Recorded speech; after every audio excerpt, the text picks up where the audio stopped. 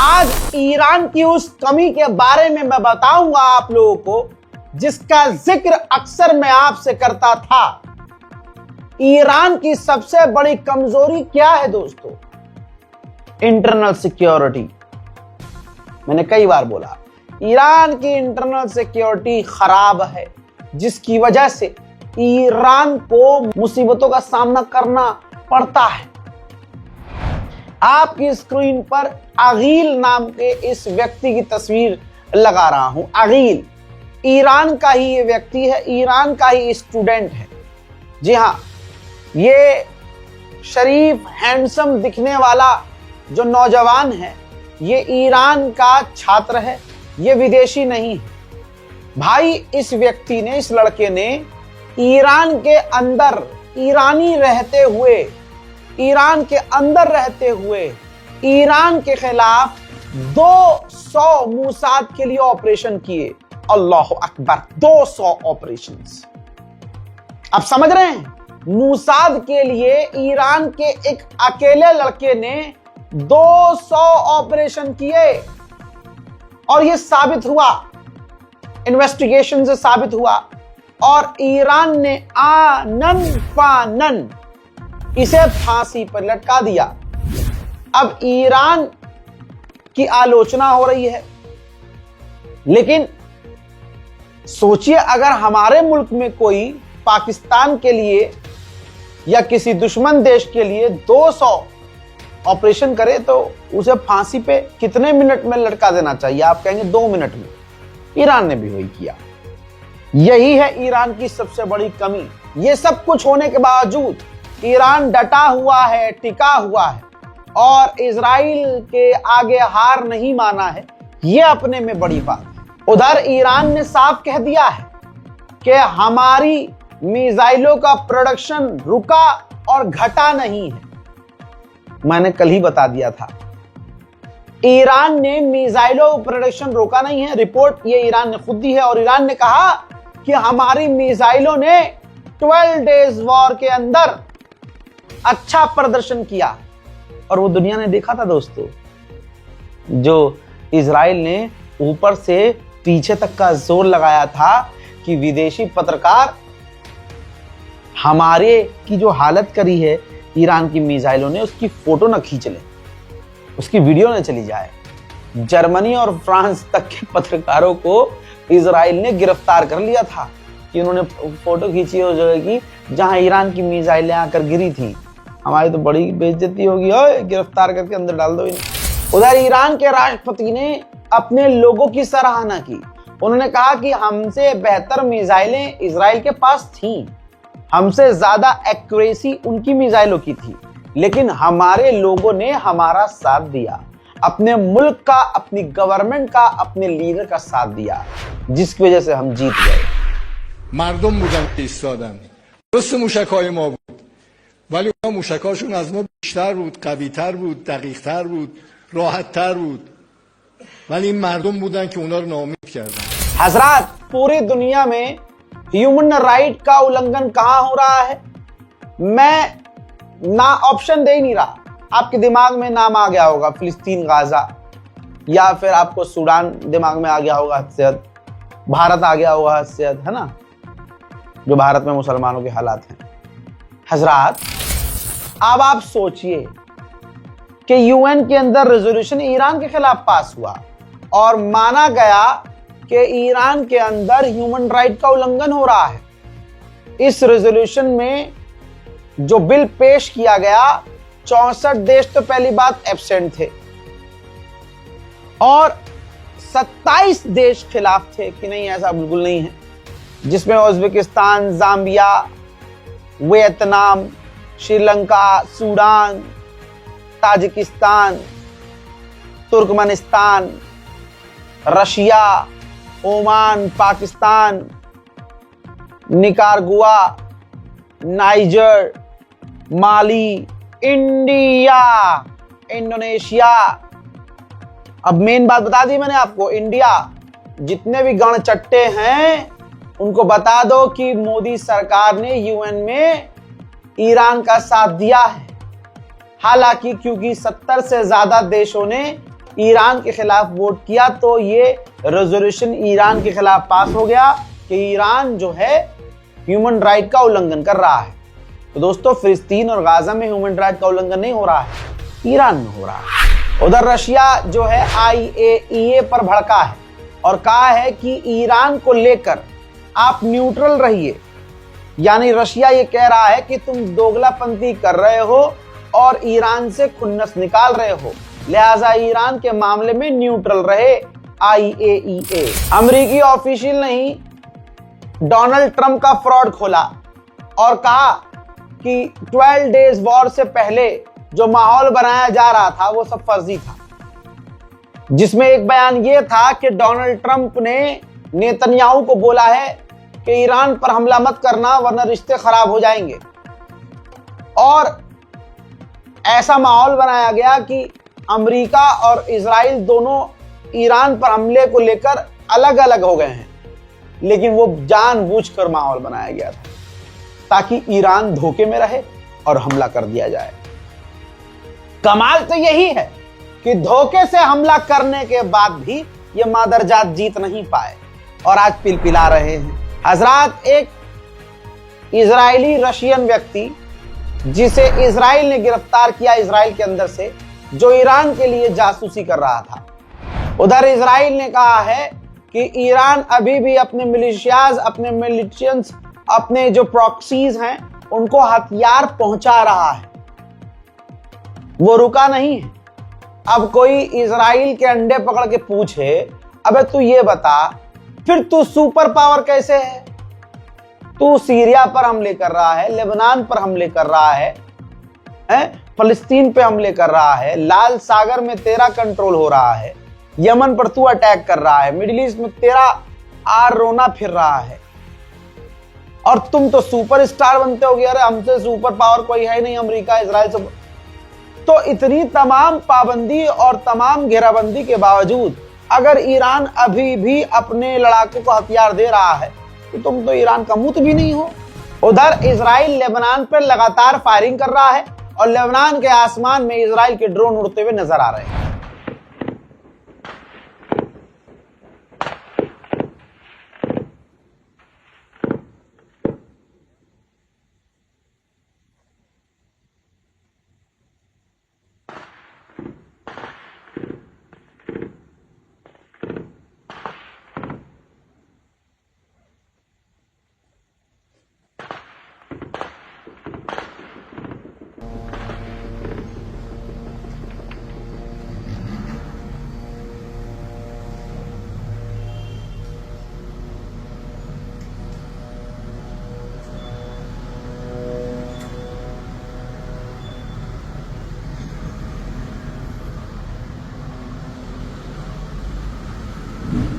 हज़ार जो काम नहीं होता था वो हो रहा है। लेबनान और इजराइल के बीच इतिहास में दूसरी बार दोबारा मीटिंग हुई है, लेकिन इस मीटिंग का कोई फायदा नहीं हुआ है और न होगा। इजराइल उल्टा लेबनान पर हमले करते रहेगा। अब ये लिख के ले लीजिए मुझसे, इजराइल के कहने पर लेबनान की फौज ने हिजबुल्लाह के कई सारे टनल्स को ब्लॉक कर दिया है और कई सारे हिजबुल्लाह के लड़ाकों को गिरफ्तार किया और उनके हथियारों को जब्त किया है। लेबनान के अंदर जो इंटरनेशनल फौज है उसने कहा है कि लेबनान के अंदर इजराइल ने माइंस, जो जमीन पर बम बिछाए थे, हमने हजारों बमों को क्लियर किया है। यानी इंटरनेशनल फौज भी अब आने वाले समय में इजराइल की आंखों में चुभेगी। हजरात मोहतरम, चैट जीपीटी आप इस्तेमाल करते हैं, मैं भी बहुत अच्छे से इस्तेमाल करता हूं। आप में से कई लोगों ने जो है भरपूर इसका इस्तेमाल किया होगा, लेकिन पहले से ही चैट जीपीटी को इजराइल ने खरीदा हुआ है पैसे देकर कि चैट जीपीटी के अंदर अगर आप इजराइल के खिलाफ कुछ पूछें, कोई रिपोर्ट इजराइल के खिलाफ निकालें, तो चैट जीपीटी वो रिपोर्ट न देकर आपको इजराइल के बारे में अच्छी अच्छी बातें बताएं। ऐसे ही 6 मिलियन, जी हाँ अभी अभी की बात है, इजराइल ने $6 मिलियन और खर्च किया है चैट जीपीटी के ऊपर कि भाई आप हमारे लिए काम करें और अगर इजराइल के खिलाफ कोई सर्च करे तो आप उसका डेटा हमें दें। हाँ, तो चैट जीपीटी पर ध्यान से सर्च कीजिएगा और चैट जीपीटी पे जो हमारे खिलाफ सर्च कर रहा है वो रिपोर्ट अच्छी उसको दिखाई जाए, हमारे खिलाफ कोई रिपोर्ट ना दिखाई जाए और हमारे सारे जो नरसंहार और कत्लेआम है, हमारे पाप हैं, वो छुपाए जाए।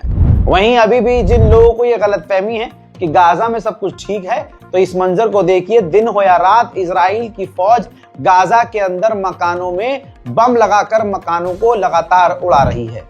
WHO ने साफ कहा है कि जो लोग गाजा से बाहर निकल के इलाज करवाना चाहते थे, ऐसे 1000 मरीज गाजा के अंदर इंतजार में ही मारे गए। हजरात, इजराइल के एक ऑफिशियल ने कहा है, और ये बहुत खबर बड़ी है, शेयर कर दीजिएगा क्योंकि ऐसी खबरें कम आती हैं।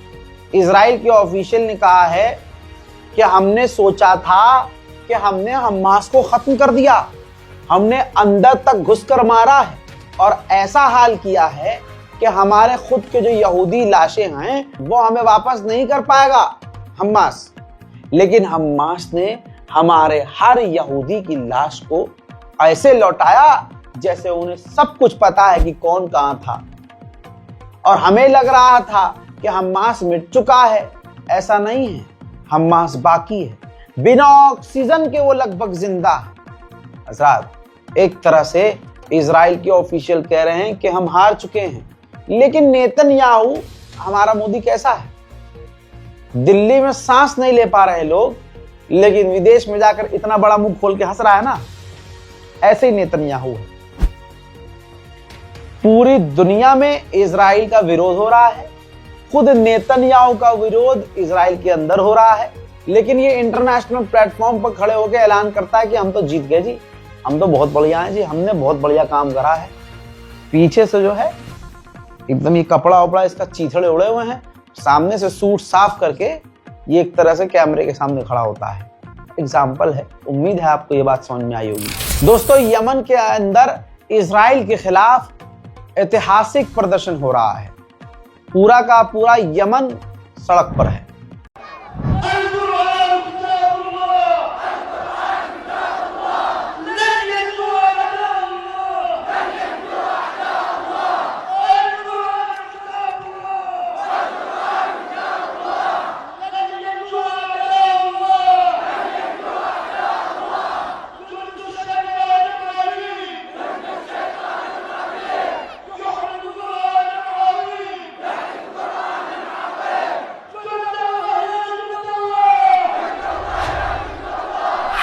हजरात, इजिप्ट के अंदर अफ्रीकी देशों की एक समिट थी और रशिया की। तो रशिया के विदेश मंत्री ने इस समिट के अंदर बोला कि जो इजराइल फिलिस्तीनियों को जिस भी तरीके से गाजा के अंदर से और फिलिस्तीन के अंदर से निकालने की कोशिश कर रहा है, उन कोशिशों को इजराइल इसी वक्त बंद कर दे। हम इस काम के खिलाफ। उधर यमन के हूथीज ने यूएन के 10 और स्टाफ को किडनैप कर लिया है, गिरफ्तार कर लिया है। तुर्की के खिलाफ इजराइल एक ग्रुप बना रहा है, साइप्रस और कई देशों को इसमें शामिल करने की कोशिश कर रहा है, क्योंकि इजराइल को यह बात अच्छे से मालूम है और आपको और हमको और हमारे दादा को भी अच्छे से मालूम था कि इजराइल एक ऐसा देश है जो अपने दम पर कुछ नहीं कर सकता। उसे 4-5 बाप चाहिए होते हैं, तभी वो एक दुश्मन के आगे जाकर लड़ाई करता है, वरना भिड़ता नहीं है। ये ऐसी ही कहानी है, ताकत की कहानी। आपकी स्क्रीन पर मैं आपको दिखा रहा हूं मेरा ये तीसरा चैनल रजाग्राफी सोशल, जिसमें मैंने ये कहानी लेटेस्ट पोस्ट कर दी है कि अमेरिका का जो एक घमंड था कि मेरा ऐसा फाइटर जेट जिसे कोई देख नहीं सकता, जी हां, जो रडार पर नजर नहीं आ सकता, F117 नाइट हॉक, जिसे कोई मारकर नहीं गिरा सकता। हजरात, एक छोटे से देश ने रूस की पुरानी टेक्नोलॉजी का इस्तेमाल करके मार गिराया था इतिहास में। तो ये पूरी कहानी मैंने आपको बताई है। जाइए रजाग्राफी सोशल पर और इस वीडियो को जरूर देखिएगा।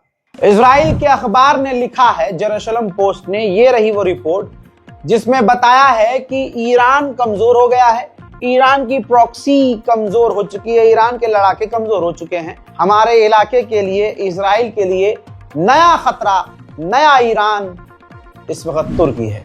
हजरात, कल सीरिया के अंदर अमेरिका और जॉर्डन की सेना ने मिलकर 70 से 80 अलग अलग ठिकानों पर हमला किया और अब जानकारी आ रही है कि 5 से 6 ISIS के, दाइश के आतंकवादी उन हमलों में मारे गए। कहाँ 80 हमले और मारे गए 5 से 10, अगर 10 भी मारे गए तो ये काफी कम है। इसमें अगर किसी को लग रहा है इजराइल और अमेरिका को या जॉर्डन की हमारी जीत हो गई है, तो नहीं। ISIS के खिलाफ तुम जीत ही नहीं पाए। होना ये चाहिए कि तुम सच्चा। पहली बात, ISIS को बनाने वाला खुद अमेरिका है, समझ रहे हैं? खेल बहुत बड़ा है।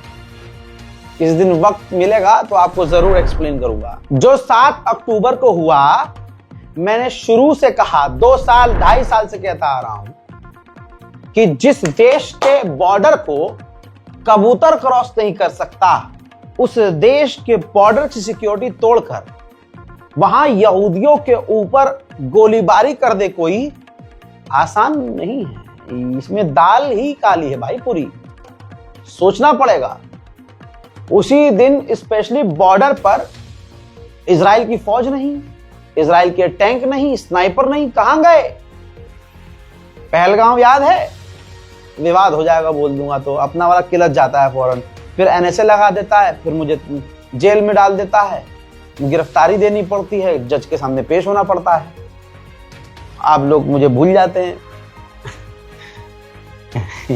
आगे बढ़ते हैं दोस्तों। रिपोर्ट है, एक बार फिर से इजराइल की ही रिपोर्ट आई है कि 6 अक्टूबर को हमले से एक दिन पहले इंटेलिजेंस मिली थी, इजराइल को यह जानकारी दी गई थी अधिकारियों को कि हमास कुछ बड़ा करने वाला है, लेकिन इंटेलिजेंस रिपोर्ट को इग्नोर किया गया। तो जाहिर सी बात है, क्यों किया गया इग्नोर? क्योंकि नेतन्याहू चाहता था कि ऐसा कुछ हो कि मुझे बहाना मिल जाए एक जंग छेड़ने का, पूरे गाजा को मिटा देने का और गज्जा पर कब्जा करने का और एक लंबे समय तक कुर्सी पे जमे रहने का। वहीं मेरे दोस्तों, अमेरिका के विदेश मंत्री ने कंफर्म कर दिया है कि पाकिस्तान ने ऑफर किया है कि वो गाजा के अंदर अपनी फौज भेजने को तैयार। हजरात, रोता हुआ बच्चा नेतन्याहू अपने नाजायज बाप ट्रंप से मिलने अमेरिका जाने वाला है और रोते रोते ये शिकायत करने वाला है कि ईरान दोबारा से न्यूक्लियर प्रोग्राम शुरू कर चुका है, हथियार बना रहा है पापा, मिसाइलों की प्रोडक्शन उसने तेज कर रखी है पापा, क्या हमें दोबारा हमला नहीं करना चाहिए पापा? जी हाँ मेरे दोस्तों, फिलहाल मिडिल ईस्ट स्पेशल रिपोर्ट में इतना ही। गाजा और फिलिस्तीन की मदद का ख्याल अगर दिल में गलती से आ भी जाए तो इस बारकोड का इस्तेमाल कीजिए। बारकोड काम ना करे तो बैंक ट्रांसफर का इस्तेमाल कीजिए। IFSC code, account number, saving account, account holder Ali Raza. Report को शेयर कीजिएगा। कोटक महिंद्रा बैंक है, याद रखिएगा और अपनी दुआओं में हमें याद रखिएगा। फिलहाल के लिए इतना ही। जय हिंद।